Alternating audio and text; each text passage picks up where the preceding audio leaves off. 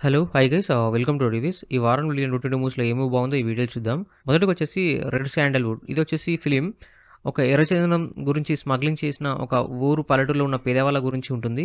సమాజంలో ఇలాంటి వ్యక్తులని ఎలాగా సమాజం వాడుకుంటుంది, అక్కడున్న అధికారులు ఎలాగా యూజ్ చేసుకుంటారు, వాళ్ళ ప్రాణాలకు లెక్క లేకుండా ఎలాగా చూస్తారు అనేది సినిమా చాలా క్లియర్‌గా చూపిచ్చారు. చాలా రియాలిటీకి దగ్గరగా ఉంటుంది. లో బడ్జెట్‌లో తీశారు. సో, మనం ఎక్కువ ఎక్స్‌పెక్ట్ చేయకూడదు. జస్ట్ చిన్న సినిమా అన్నట్టుగానే మనం మొదలుపెట్టి చూస్తే మీకు ఆ సాటిస్ఫాక్షన్ ఖచ్చితంగా కలుగుతుంది. నాకైతే నచ్చింది గైస్. సినిమా మొత్తం చూసేసరికి నాకు ఓకే అనిపించింది. ఎందుకంటే ఇది ఎక్కువ టైం తీసుకోలేదు. జస్ట్ 1 ½ అవర్ మాత్రమే ఉంది ఫిలిం. ఒకవేళ టైం ఉంది మీరు చూసారంటే మాత్రం మీ ఇష్టం గైస్. అండ్ వచ్చేసి 'God revenge for love' 'God' film. ఈ ఫిలిం వచ్చేసి ఒక హర్రర్ బేస్డ్ మీద తీశారు.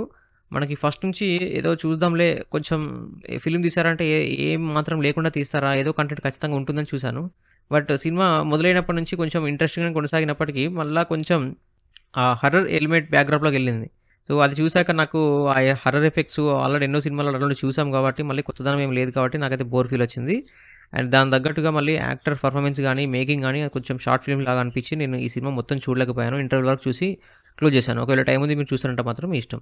ఐనెక్స్ట్ వచ్చేసి 'తమ్ముడు' ఈ ఫిలిం వచ్చేసి ఫస్ట్ పార్ట్ మొత్తం మళ్ళీ ఆల్రెడీ చూసిన సినిమా లాగానే అనిపిస్తుంటది. Like 'MCA' Bhumika and Nani garu characters ఎలా ఉంటాయో ఒక సమాజంలో ఒక కాన్ఫ్లిక్ట్ వస్తది.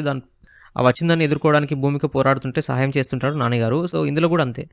సమాజంలో ఒక కాన్ఫ్లిక్ట్ అనేది వస్తుంది. దాని కోసం పోరాడుతున్న ఒక లయ గారికి సపోర్ట్ చేసుకుంటూ వస్తారు మన నితిన్ గారు.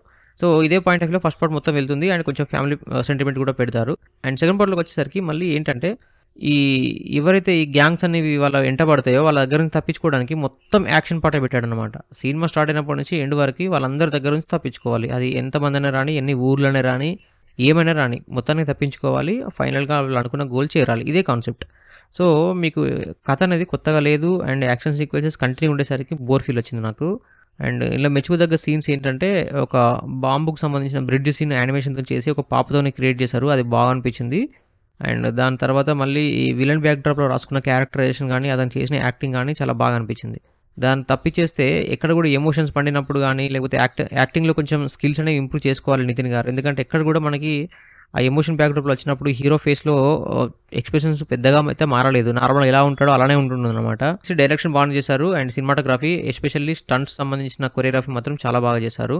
ఆ పాప పుట్టేటప్పుడు కొరియోగ్రఫీ చేసిన విధానం, ఫైట్ మాత్రం నెక్స్ట్ లెవెల్ ఉంది. కొన్ని బాగున్నప్పటికీ నాకైతే నచ్చలేదు గైస్. ఎందుకంటే సినిమా అంటే కొంచెమైనా సాటిస్ఫై చేసే విధంగా ఉండాలి. ఎక్సెప్ట్ ఆ స్టంట్స్ తప్పించేస్తే మనల్ని సాటిస్ఫై చేసే విధంగా అయితే ఏది లేదు. నాకైతే నచ్చలేదు గైస్. ఒకవేళ టైం ఉంది మీరు చూసారంటే మాత్రం మీ ఇష్టం. నెక్స్ట్ వచ్చేసి 3 BHK ఈ ఫిలిం వచ్చేసి అందరూ బాగుంది అని అంటుంటే నేను ఫస్ట్ 45 మినిట్స్ వరకు చూస్తుంటే ఏంది అందరూ బాగుంది అని అంటున్నారు. ఇంకా ఏంది ఇందులో ఏం రావట్లేదు, మజా ఏం రావట్లేదు అన్న ఫీలింగ్స్‌లో నేను ఉండిపోయాను.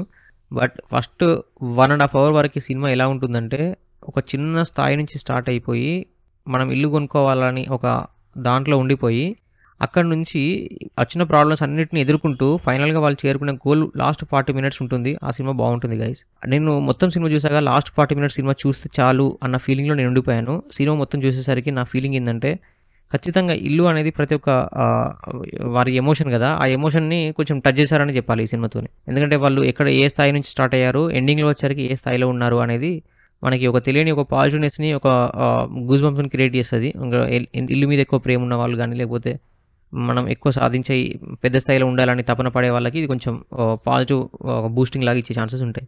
సినిమా బాగుంది గైస్. సినిమాటోగ్రఫీ గానీ, యాక్టింగ్ పర్ఫార్మెన్స్ గానీ, సాంగ్స్ గానీ, అండ్ వాళ్ళు క్యారెక్టరైజేషన్ రాసుకున్న ప్రకారం వచ్చే కాన్ఫ్లిక్ట్స్ గానీ, అంటే సమస్యలు గానీ, వాటిని తీర్చుకోవడానికి చేసే సమస్యలు గానీ, ఇవన్నీ కూడా బాగానే ఉన్నాయి. ఎందుకంటే అవి ప్రతి ఒక్కరి లైఫ్‌లో అలాంటివి ఉంటాయి కాబట్టి ప్రతి ఒక్కరికి టచ్ అవుతుంది. సో, నాకైతే నచ్చింది గైస్ సినిమా. మీరు కూడా మిస్ అవ్వకండి. మీరు కూడా చూడండి. మీకు కూడా నచ్చుతుందని ఎక్స్‌పెక్ట్ చేస్తున్నాను. సో, ఇది గైస్ మన రివ్యూ. ఈ వారంలో మీరు తప్పకుండా చూడవలసిన సినిమాలు ఏంటంటే నా పాయింట్ ఆఫ్ వ్యూలో 3 BHK బాగుంది గైస్. అండ్ 'రెడ్ శాండల్‌వుడ్' ఇది కూడా బాగుంది గైస్. బట్ లో బడ్జెట్ ఫిల్మ్ కాబట్టి కొంచెం చూసి చూడండి. సో, ఇది గైస్ మన రివ్యూ. ఒకసారి మన ఛానల్ కంటెంట్ గమనించండి. నచ్చితే మన ఛానల్ సబ్స్క్రైబ్ చేసుకోండి. And thank you so much for watching my channel. Thank you. By.